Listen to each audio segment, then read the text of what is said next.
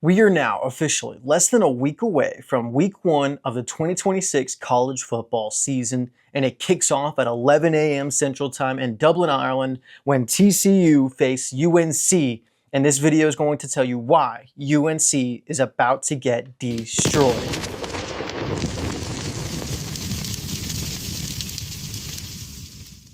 Welcome back to the channel, guys. It's all around sports. It's been a hot minute with your host, Jay.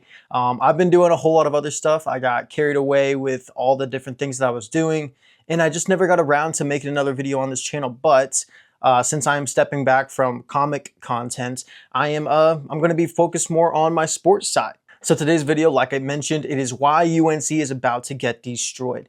TCU opens up at a 7.5 point favorite with the over-under at 47.5. This is a rematch of last year's week 1 game where TCU dominated the game and destroyed UNC with a final score of 48-14, which set the tone for North Carolina's season as they would finish 4-8 overall and 2-6 in the ACC. And on the opposite side, TCU would have a rocky year, but finish with a very competitive 9-4 record and 5-4 in a very competitive Big 12, but ultimately finishing with a bowl victory against USC in the Alamo Bowl. So it's safe to say the pressure is on Bill Belichick. This is going to be a very big season for him. And then Sonny Dykes, you just keep doing your thing. You're being very competitive with a very solid TCU roster year in and year out. But more specifically, this year is going to be completely different for TCU because of their additions and departures. Most notably, on the departure side, Josh Hoover leaving for Indiana. Some other notables include Nate Palmer, a running back transferring to Wisconsin, Cam Jamerson going out to Boise, a secondary player, Jonah Martinez, another member of the secondary, going to Southern Miss, and then Jordan Bailey heading to Iowa State at the receiver position, was probably going to get a lot of play time in his junior campaign. And then the additions, they are replacing Josh Hoover with Jaden Craig, a transfer from Harvard, who is going to be their projected starter, Noah McKinney to fill in the interior O-line from Oklahoma State, taking the running back from the Colorado School of Mines, Landon Walker. He's going to be a 6th-year player. He had 29 touchdowns in his D2 career to go along with 2,200 career yards. Jeremy Scott brings over some well-rounded numbers and some high upside from Southern Alabama. He had 24 receptions for 417 yards and 4 touchdowns. And then Kalen Carroll, a reliable secondary piece, coming over from Central Michigan. He had 49 tackles and 2 picks. Whereas the UNC side, in terms of additions and departures, additions-wise, they bring over Jelani Thurman, a high upside tight end from Ohio State, Peyton Seelman, a linebacker from Richmond who had 122 tackles last year in D2, a 6th-year linebacker, and Derek McDonald from Syracuse, looking to be the captain of the defense in the middle. And then Billy Edwards Jr. as well, a vet quarterback coming over from Wisconsin, had a lot of playing time at Maryland the year before that. And then Jordan Washington transferring over from Texas. Just a big frame at the tight end position, standing at 6'4" and over 260 pounds.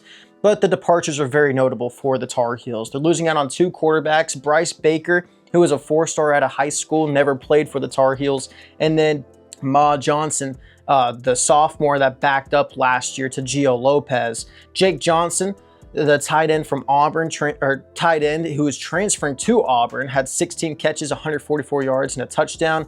Mekhi Gabayer, I'm going to be honest, I don't know how to say that. Linebacker that's transferring to Florida State, had 39 tackles and a sack.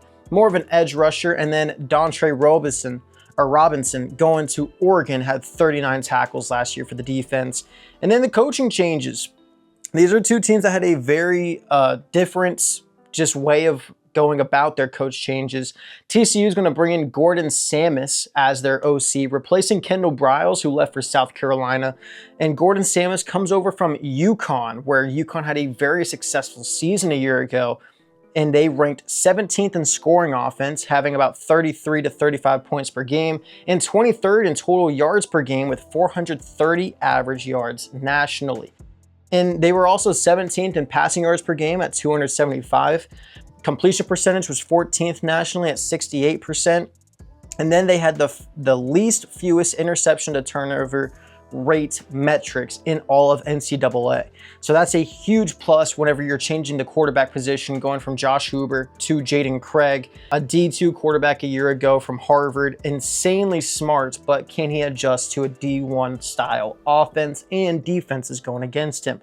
Whereas the Tar Heels are also making a change at OC, but they're going with the veteran route, bringing over Bobby Petrino, replacing Freddie Kitchens. Bobby Petrino, historic head coach, had some great years at Louisville with Lamar Jackson. Arkansas was a very solid head coach over there before they just decided he wasn't good enough. He has an overall head coaching record of 119-63 and is an offensive guru. But how will that play out in this game in Dublin, Ireland at Aviva Stadium?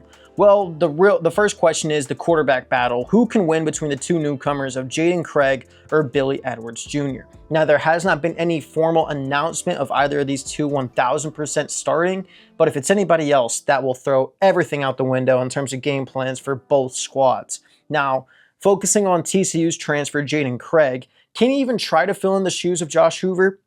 Well, I say he does not have to, at least in this game. I mean, North Carolina has so much change. He just has to use his intellect and decision-making to win this game. And when you pair that up with the IQ that Craig has with the offensive play calling masterpiece of Gordon Samus, this might be a match made in heaven this year for TCU offensively. And Craig just has enough arm talent for his deep balls to thread the seams and cause this UNC defense some real problems. Whereas, in my opinion, Billy Edwards has a new OC with old school mentality, but he also has some upside with his running ability. He is mobile, but nothing compared to Lamar Jackson, of course, coming out of college.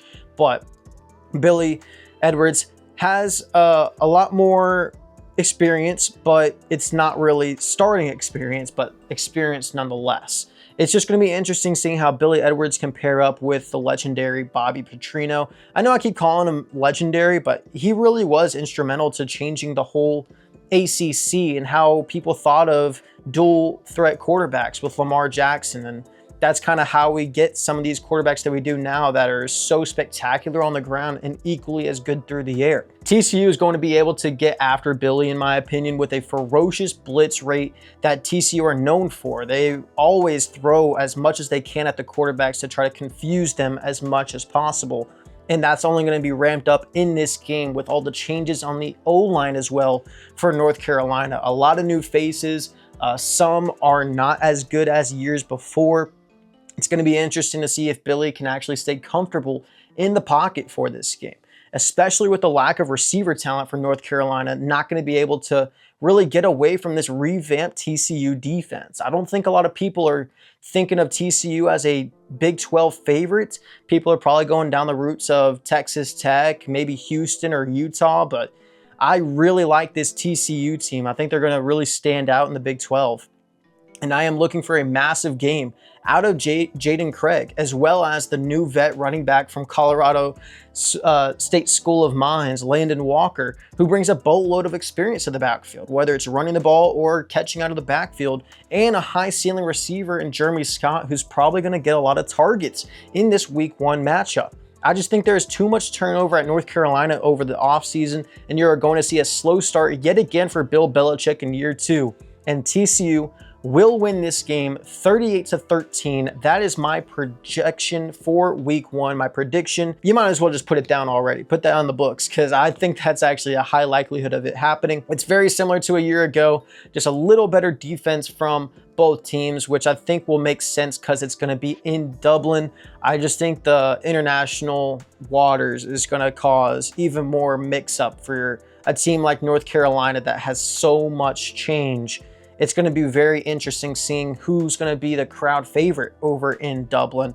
But after week 1, TCU will play Grambling, which will most likely be another blowout for TCU. And then UNC will play East Tennessee State, where if an upset happens in that game, I would not be surprised to see Bill Belichick be forced to pack his bags and his college coaching career is already done before even week 3 of the new season. But guys, let me know down in the comments what you think is going to happen in week 1 between UNC and TCU. And if you made it all the way through this video, please hit that like button and subscribe as well. I'm going to be back up and posting on here. It's a lot easier now that I have a lot of stuff out of the way. But I hope you guys have a great rest of your week, and I can't wait for college football to be back.